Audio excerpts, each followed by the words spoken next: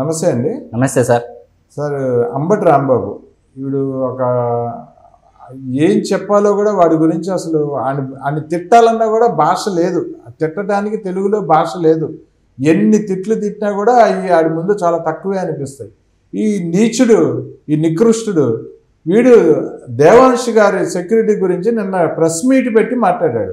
ముఖ్యమంత్రి గారి కుటుంబ సభ్యుడు, స్వయానా ముఖ్యమంత్రి గారికి మనవడు, కొడుకు ఆయన గురించి మాట్లాడుతూ ఆయనకి 6 సెక్యూరిటీని గవర్నమెంట్ ఇచ్చింది, 6 గన్మెన్స్ని ఇచ్చింది, నాకు కూడా ఇవ్వాలి అన్నట్టు మాట్లాడాడు. మా అందరికీ మేము ఓడిపోయిన 151 మందికి కూడా సెక్యూరిటీ కావాలని చెప్పి మాట్లాడుతున్నాడు. అసలు వాడు మాట్లాడే మాటలు, వాడి వయస్సు, వాడి చేష్టలు, వాడు అంతకుముందు అనుభవించిన పదవులకి ఏమన్నా పొంతన ఉందా?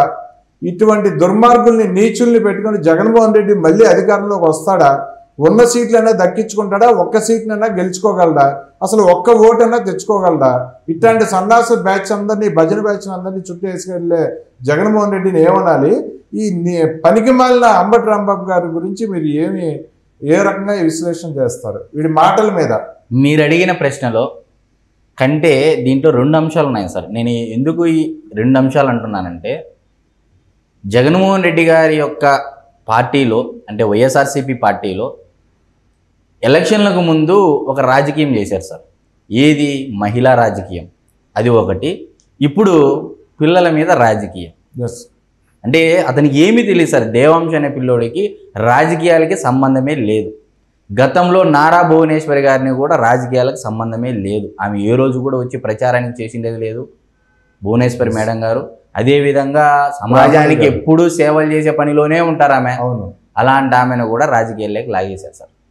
నేను ఇక్కడ 2 అంశాలు ఎందుకన్నానంటే, ఎలక్షన్లకు ముందు మీరు బాగా గమనించినట్లయితే మంగళగిరిలో మహిళా అభ్యర్థిని పెట్టారు లోకేష్ గారి పైన, పవన్ కళ్యాణ్ గారి పైన మహిళా అభ్యర్థిని నిలబెట్టారు వైఎస్ఆర్సీపీ పార్టీలో. మరి హిందూపూర్లో కూడా మహిళా అభ్యర్థిని నిలబెట్టారు. మీరు బాగా గమనించండి సార్.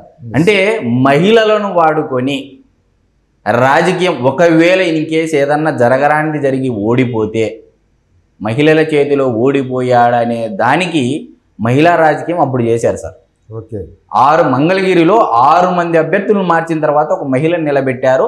ఆ మహిళను బలిపశువు చేశారు. పిఠాపురంలో అయితేనేమి, మంగళగిరిలో అయితేనేమి, అదేవిధంగా హిందూపూర్లో అయితేనేమి. హిందూపూర్లో అభ్యర్థి అయితే ఎక్కడో కర్ణాటక ఆమెను తెచ్చి పెట్టారు సార్.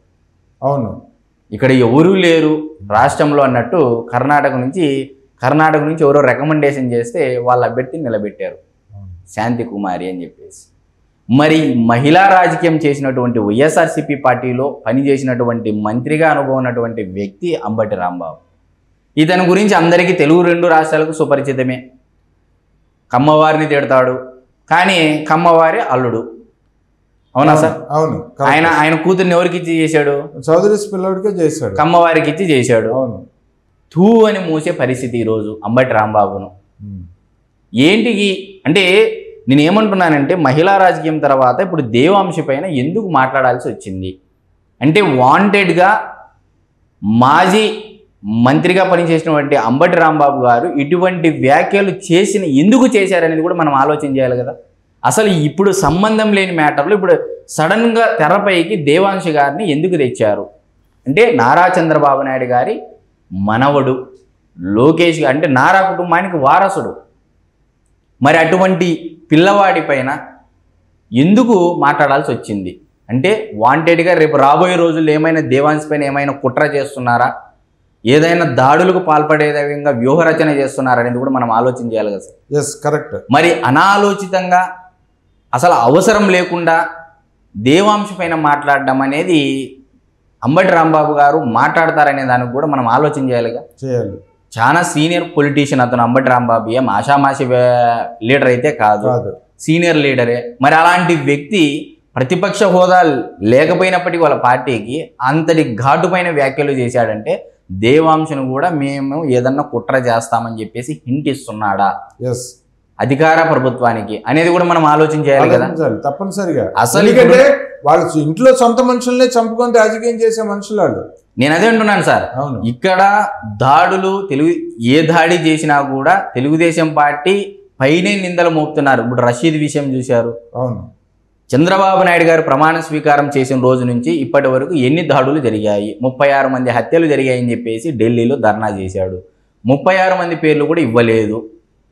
రషీదు, జిలానీ ఇద్దరు వైఎస్ఆర్సీపీ కార్యకర్తలే. దీని దిశపై ఎవరి మీద వేశారు? తెలుగుదేశం పార్టీ పైన వేశారు. ఎందుకు వేశారు అంటే ఇలాంటి వ్యూహరచన, ఏదో ఒకటి అలజడి, రాష్ట్రంలో ఏదో ఒక అలజడి నిత్యము.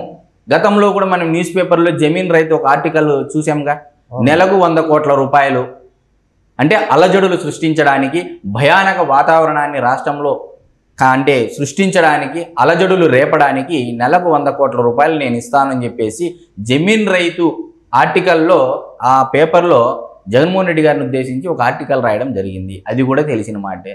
మరి అందులో భాగంగా ఇదేమైనా వ్యూహరచన చేస్తున్నారా దేవాంశ పైన? అసలు సీఎం కుటుంబ సభ్యులకి చట్టంలో ఉంది, సెక్యూరిటీ ఇవ్వచ్చు అని చెప్పేసి చట్టంలో క్లియర్గా ఉంది. గతంలో ఇదే వైఎస్ జగన్మోహన్ రెడ్డి గారు లండన్లో ఉన్నటువంటి వాళ్ళ కూతుర్లకు సెక్యూరిటీ ఇవ్వలేదా? దాదాపు ఎన్ని కోట్ల రూపాయల బడ్జెట్ పెట్టేసి కేవలం వాళ్ళ కుటుంబానికి లండన్ సెక్యూరిటీకి సంవత్సరానికి 90 కోట్లు ఖర్చు పెట్టాడు జగన్. మరి ఇన్ని కోట్ల రూపాయల ప్రజాధనము లండన్లో ఉన్నటువంటి వాళ్ళకి సెక్యూరిటీ ఎందుకు సార్? నువ్వు రాష్ట్రంలో ఉన్నప్పుడు సీఎం, సరే నువ్వు అంటున్నావు సీఎం కుటుంబ సభ్యులకు చట్టం ఉంది, సెక్యూరిటీ ఇవ్వని. మరి ఈ రోజు దేవాంశకు సెక్యూరిటీ ఇస్తే తప్పేంది అని మేము అడుగుతున్నాం సార్. కరెక్ట్ కదా, దేవాంశకు సెక్యూరిటీ ఇస్తే ఈ రోజు తప్పేంది? చట్ట ప్రకారమే కదా సెక్యూరిటీ ఇస్తా ఉండేది. నీకు వచ్చిన నొప్పి ఏంది? నీకు వచ్చిన బాధ ఏంది? ఏమన్నా ఒకవేళ సెక్యూరిటీ ఇచ్చినా కూడా ఆ సొమ్ము కూడా సొంత ఖర్చే పెట్టుకుంటారు తప్పితే మీలాగా ప్రజల సొమ్మును పెట్టరు, దోపిడీ చెయ్యరు, ఖర్చు పెట్టారు. అయా రోడ్లు, గుంతలు ఉన్నటువంటి రోడ్లను పూడ్చడానికే ప్రభుత్వ ఖజానాకు బొక్క పడతాదని చెప్పేసి బూడిదతో బూడ్చేయండి అని చెప్పేసినటువంటి వ్యక్తి నారా చంద్రబాబు నాయుడు గారు. గతంలో వైఎస్ జగన్మోహన్ రెడ్డి గారు వాడినటువంటి చైర్లు కూడా అలానే ఉంచండి, ఖజానాలో డబ్బులు లేవు, ఇవే కంటిన్యూ చేయండి అన్నటువంటి వ్యక్తి నారా చంద్రబాబు నాయుడు గారు.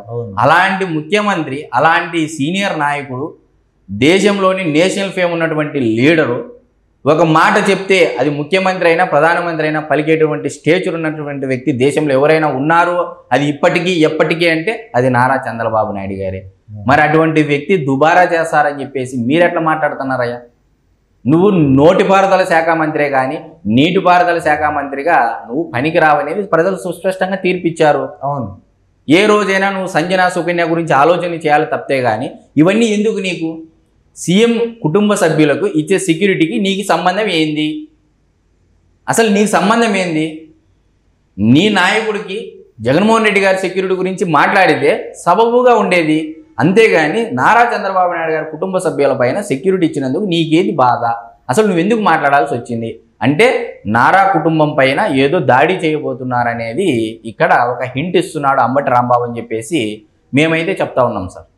ఓకే, ఇది కనీసం ఒక జ్ఞానం ఉండాలి కదా. మాజీ మంత్రిగా చేశాడు, ఇన్నిసార్లు ఎమ్మెల్యేగా చేశాడు, అసలు ఏం మాట్లాడాలి ఏం మాట్లాడకూడదు విచక్షణ జ్ఞానం లేదా అంబటి రాంబాబు? విచక్షణ జ్ఞానం ఉంటే అది చేస్తాదా ఇది చేస్తాదా అని ఫోన్లలో అలా ఓపెన్గా ఎలా మాట్లాడతారు సార్? మాట్లాడతారు.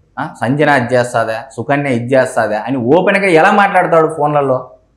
విచక్షణ జ్ఞానం ఉంటే ఇది మనం అడిగితే నా కుటుంబ సభ్యులకి లేని బాధ మీకెందుకు అంటాడు. మళ్ళీ ఇది నువ్వు ప్రజాప్రతినిధి కదా, నీ గురించి మాట్లాడాలని అర్హత మాకుంది. నువ్వు ప్రజల తరఫున రిప్రజెంటేషన్ గా ప్రభుత్వంలో పని చేస్తున్నావు. ఒక ఎమ్మెల్యేగా శాసనసభ్యుడిగా నువ్వు పని చేస్తున్నావు. శాసనసభ్యుడు అంటే ఏంది?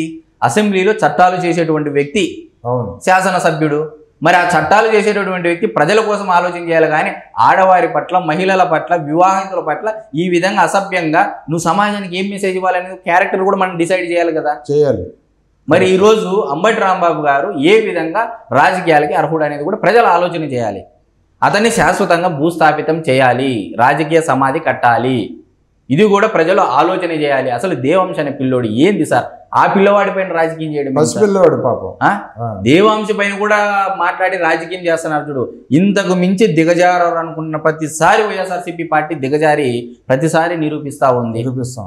పిల్లవాడి పైన రాజకీయం ఏంటి సార్? గతంలో మహిళల పైన రాజకీయం చేశారు అసెంబ్లీ సాక్షిగా. లేని పోని ఆరోపణలు, పెళ్ళాల గురించి, పవన్ కళ్యాణ్ గారి పెళ్ళాల గురించి మాట్లాడడము, ఇవేనా సార్? ఆంధ్రప్రదేశ్ రాష్ట్రంలో సమస్యలు లేవా? లేవు. అంటే ఆడవారి సమస్యలే ఉన్నాయా? అంటే భూ సమస్యలు ఈరోజు ఫిర్యాదుల మీద ఫిర్యాదులు వస్తున్నాయి, దాని గురించి ప్రెస్ మీట్ పెట్టు. మేము ఇంతమందిని కబ్జాలు చేశాము, మీ దగ్గరకు వస్తున్నారు, ప్రభుత్వానికి వేలకు వేలు ఫిర్యాదులు వస్తూ ఉన్నాయి, మీరన్నా పరిష్కరించండి. మా నాయకుడు ఎలాగో మా మాట వినడు, మా ప్రభుత్వంలో మాకు మంత్రులైనా ఎమ్మెల్యేలైనా అపాయింట్మెంట్లు కూడా దొరకవు, కనీసం మీ ప్రభుత్వంలో చేయండి అని ప్రెస్ మీట్ పెట్టి చెప్పు. ఇవి చెప్పకోకుండా నువ్వు ప్రజాప్రతినిధిగా ఎన్నుకోబడినటువంటి వ్యక్తి, మంత్రిగా చేసినటువంటి వ్యక్తి, ప్రజల సొమ్మును దుబ్బు తినటువంటి వ్యక్తి 5 ఏళ్ళు. ఇంతకు మించి నువ్వు చేసినది ఏమన్నా ఉందా రాష్ట్రానికి? కనీసము సీఎం రిలీఫ్ ఫండ్కో లేకపోతే ఆరోగ్యశ్రీ కింద ఏదో పెట్టుకుంటే 10 లక్షల రూపాయలు వస్తే 5 లక్షలు లంచం అడిగినటువంటి వ్యక్తివి నువ్వు. ఆ వచ్చిన వైద్య సహాయం కోసం వచ్చిన డబ్బుల్లో కూడా 5 లక్షలు నొక్కాలని చూసావు చూడు, అంతటి మహాఘనుడివి నువ్వు. మరి ఇంతటి ఘనుడివి నీ గురించి మాట్లాడుకోవడం ఆంధ్రప్రదేశ్ ప్రజల దౌర్భాగ్యం. ఇది నేను ముమ్మాటికి చెప్తా ఉన్నాను. ఓకే ఓకే, ఈ నీచుడు అంబటి రాంబాబు ఇక్కడి నుంచైనా నీ పద్ధతి మార్చుకో, నీ భాష మార్చుకో, నీ వ్యవహార శైలి మార్చుకో, లేదంటే నీకు ప్రజలే ఇంటి మీదకి వచ్చి నిన్ను బయటికి లాగి గుడ్డలోడు తీసుకొని కొట్టే రోజు అయితే దగ్గరలో వస్తుంది. జాగ్రత్తగా ఉండదు అంబటి రాంబాబు, ఒళ్ళు దగ్గర పెట్టుకొని మాట్లాడు. ఓకే అండి.